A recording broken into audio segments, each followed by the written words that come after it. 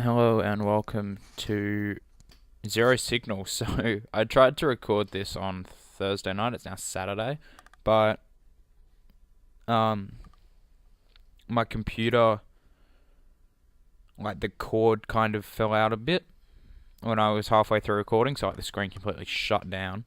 Well, not like the plug, but you've got like the tiny box, not a monitor, but that you plug another plug into, and then it plugs into the computer. That fell out slightly, and it was like enough that it would turn the computer off, but not enough that you could actually kind of see it was out unless you properly looked. So I kind of went, shit, we've lost the series. So I recorded a video on my phone being like, yeah, we lost the series. And then 10 minutes later, just as I was uploading it, I checked like the connection, and so yeah, basically I thought we lost the series, but we didn't. And let's just get straight into the show. There's a slight problem because I did it again. Same problem with Slammiversary. We don't have Kenny, we don't have Nick Jackson, we don't have Roppongi Vice and stuff. So there are 4 matches we're missing out on, which I'll show you in a second. If we just go forward. So these are the matches we're missing out on because they're in Japan. Aaron Rex and Ryback versus the Guns. Riddle versus Owens. Sydal and Ricochet versus the Miracle Workers because Ricochet and Kenny are in Japan and Roppongi Vice are in Japan as well. So those matches will probably happen on next week's Impact. But so this pre-show bout had terrible wrestling, non-existent heat, but Daria Berenardo defeated Brandy Rhodes in 5:05 by submission with a go-go platter. So 24 for Brandy, 39 for Daria. Brandy improves in performance though, so that's all good. We move on into another women's match. We have Xia Brookside continue her undefeated ways by defeating Brooke, Io Shirai, Mandy Leone, and Alicia Edwards in 10:29 when Brookside defeated Edwards by pinfall with an Iconoclasm. So Alicia with the 26, Brooke with a 37, Io, I don't know. Io sounds better, I guess. With a 40, Mandy with a 36, and Xia with a 35. No worker improvements though. Rating isn't amazing. D minus 38, but we move on into, we had to do something with these guys. But Aaron Rex and Ryback defeat the Midnight Saviors in 11:42 when Ryback defeated Conley with a suplex power slam. C64 is a pretty good match though. So Rex had a 64, Ryback had a 70, Caleb with a 46, and Eli Drake with a 53. No worker improvements this time either. Negatives just for Caleb's lack of chemistry, motivation, or whatever. Then in the pre-show main event, we have EC3 defeating Marty Skrull in 14:41 by pinfall with a Sweetmeat Sizzler, which I'm pretty sure is just a 1%er. These two have great chemistry, so I'll remember that later. So as I said before, Hennigan is off in Japan as well, so that's why I wrote them out of the match.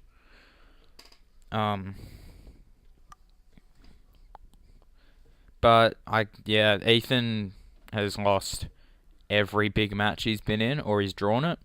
So I think he needs to kind of get a win on pay-per-view, even if it's just on the pre-show. But no worker improvements either. We move into the main show, and we open with a match. We have Trevor Lee defeating Andrew Everett in 15:01 by pinfall while using the ropes for leverage. So he cheats again, but he makes defense number 4 of his title. He was off his game, but he had a 37, so that's quite off his game. He got the crowd buzzing. Everett with a 51, so he's cracked for the 50s now, which is good. The X Division title storyline has advanced, but it lost heat. C minus 55 is not a fantastic match, but it could be a lot worse. Everett improves in performance, so that's all good. The angle does get better though with a 57 C-. We have Lee. Yes, Lee's defended his title here against former friend, but he doesn't come away with a clean victory in what's becoming an increasingly apparent trend in his title matches. However, as long as he's still champion, I don't think he really cares. But yeah, so basically, Trevor is, he's the cheating champion. Yeah.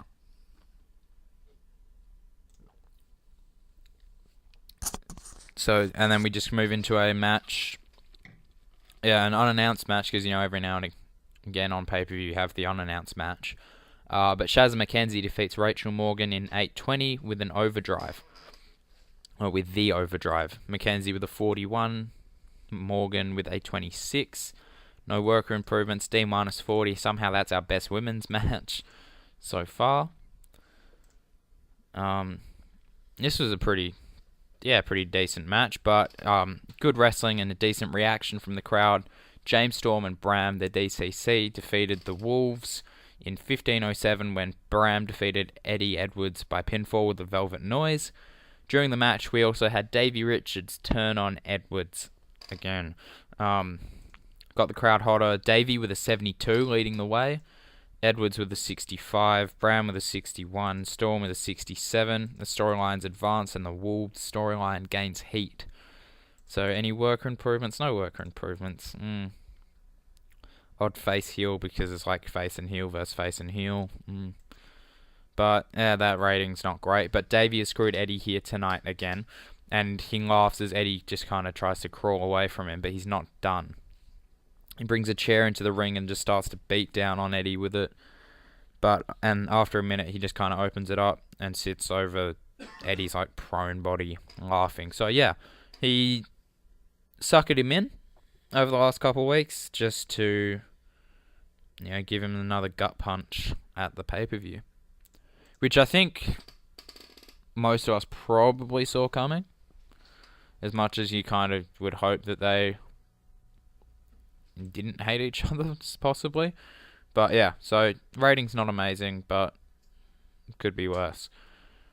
That was a pretty good match. C61, and it's probably our best ever women's match. Decent wrestling, not much heat, but Kaylee Ray defeats Talia Neidhart in 10:24 by pinfall with a gory bomb. And Neidhart's getting better at her gimmick. That's good. Kaylee with a 49, Neidhart with a 61. The storyline advances and gains heat, and both girls improve in performance skills. So that's all good. But Kaylee has proved to be the first person to hand her a loss here in Impact, and she celebrates with the fans as Neidhart just kind of broods in the ring. This isn't over. C-56, not amazing, but yeah. Yeah, I mean, it's not rated on sex appeal. If that was rated on sex appeal, it'd probably be a 65. Possibly, but yeah, that's rated on acting, I think. Moving on. Yeah, wow, this subpar wrestling. Subpar wrestling and little heat. But Rosemary defeats Nixon in 11:37 with a red wedding. And Rosemary makes defense number 6 of her Impact Knockouts title. The match got the crowd buzzing. Nixon with a 36 and Rosemary with a 45. The storyline advances. It does lose heat though.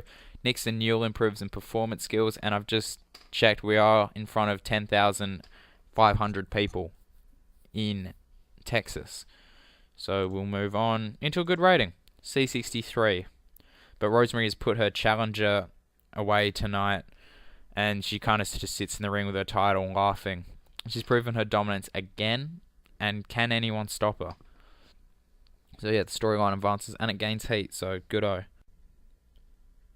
And yeah, so that wasn't rated amazing, but Braxton and Zach make their way out to the ramp for their steel cage match, and they just kind of point to the entrance, and out comes Alexis Kaufman, the former Alexa Bliss. She's made the jump from WWE to Impact, and she's banding with Sabre Jr. and Sutter to fight the Decay here tonight. So yeah,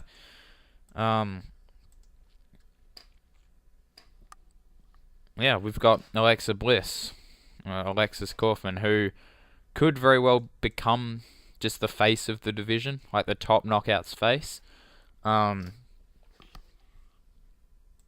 Yeah, I think it's a really good signing. We missed out on Okada because his contract came up, I think, at the end of the week before last.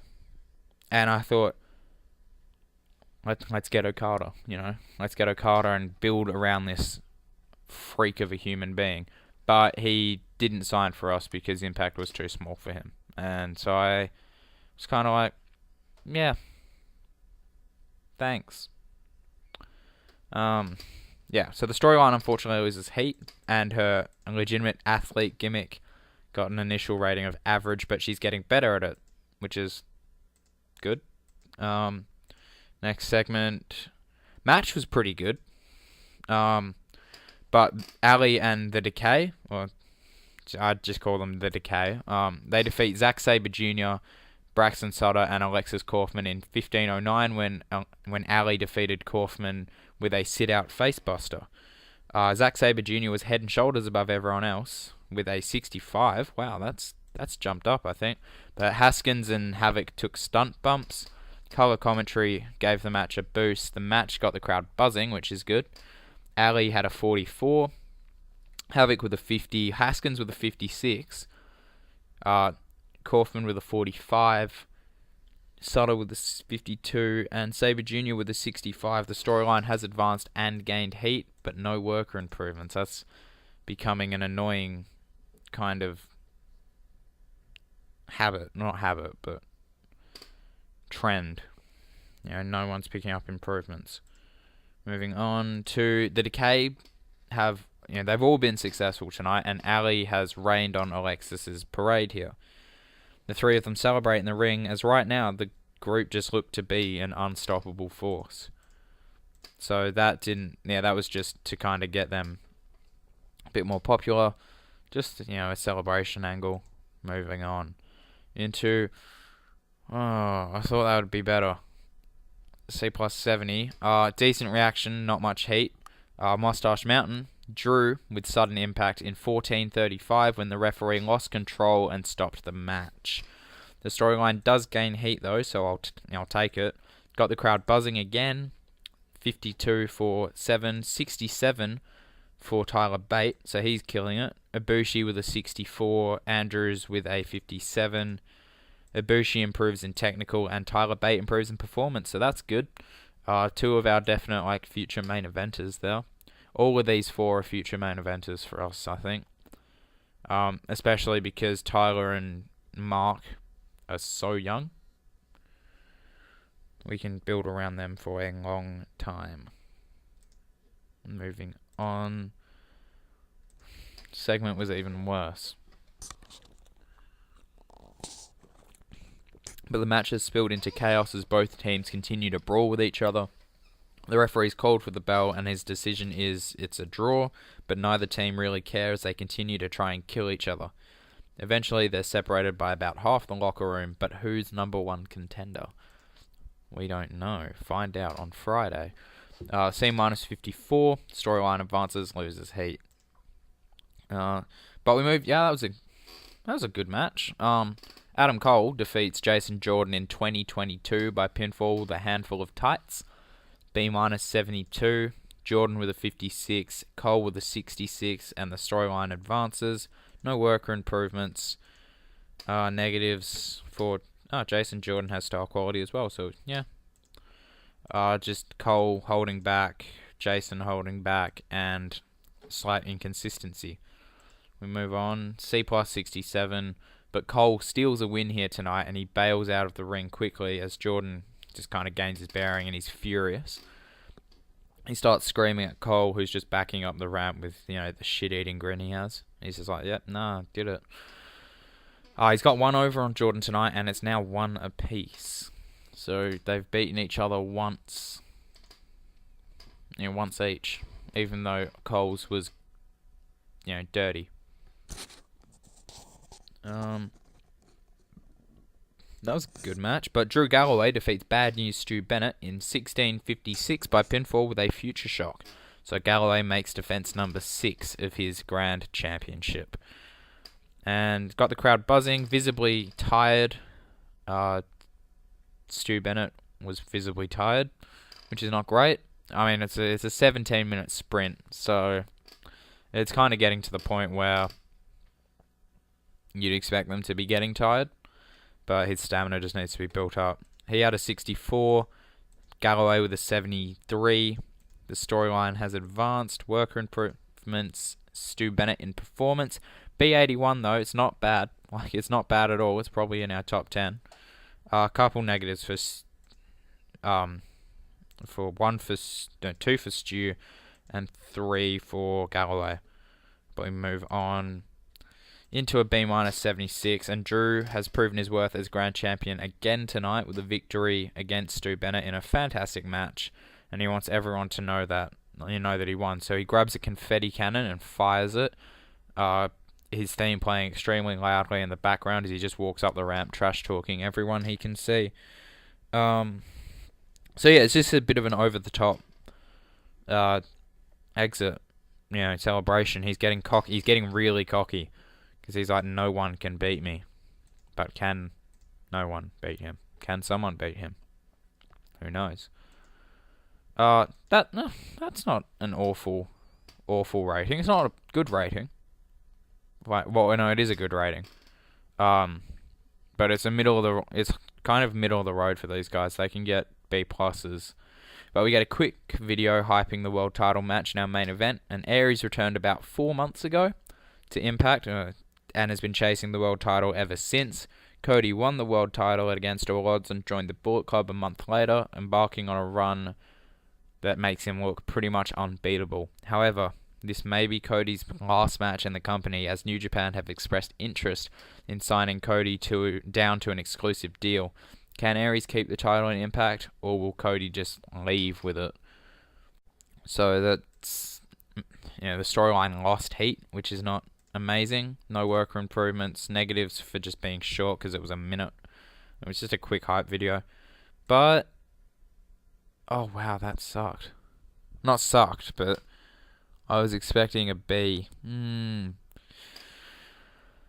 Great wrestling, good heat. Cody Rhodes does defeat Austin Aries in 1840 by pinfall with the Crossroads, and Cody makes defense number 4 of his Impact World Heavyweight title. He was visibly tiring. 18-minute sprint. Got the crowd buzzing again. Aries with a 74. Runnels with a 70. The Bullet Club storyline advances. No worker improvements, unfortunately. Negatives for Cody's stamina and inconsistency. Aries low morale because I didn't let him improvise, so literally it's something like $600 it'd fix. But yeah, we move on into a good rating to finish, B79, but he's successfully defended his title again tonight, and we see that he's definitely brought a new side out like he promised. Last week he was like, you're going to see a completely new side of me. He exits the ring and brings in holds up 2 contracts, a New Japan exclusive contract and an Impact exclusive contract. He goes to sign the New Japan contract and then just kind of laughs. He tears it up and throws it out of the ring. He then puts the Impact contract on the world title and signs the line. So it looks like he's staying. So, yeah, he was never leaving, obviously. As pretty much right after Slammiversary, I tied him down to a full length deal because he's our world champion. He kind of needs to be here. But yeah, so he's staying. I've offered Kenny a full-time deal as well because I need him. I need him for pay-per-views. Adam Cole's on a full-length deal as well.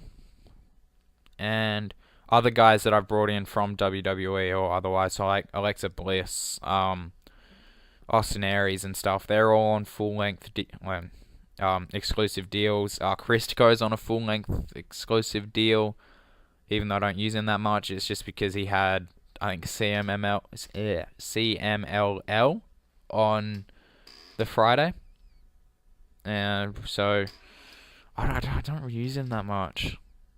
I don't know if I'm considering letting him go, but I don't know. We'll end the show there, and B-75 is not terrible. It's pretty good. we continue our solid B- shows. I think we've had 4 B- shows in a row now. And yeah, so I'm not going to do the speeches now because there are a couple spoilers. I'll do them after I've finished recording. So, what did you guys think of the pay-per-view? Where do you think we're going from now? Do you have any storyline ideas? Who do you think, they're going to be debuts? Who do you think can knock off Drew Galloway, or who can knock off Cody and Rosemary and all our champions? Leave predictions for the matches we didn't get. So we didn't get Riddle versus Owens, Ryback and Aaron Rex versus the Guns, Miracle Workers versus Seidel and Ricochet, and I think that was it. Yeah,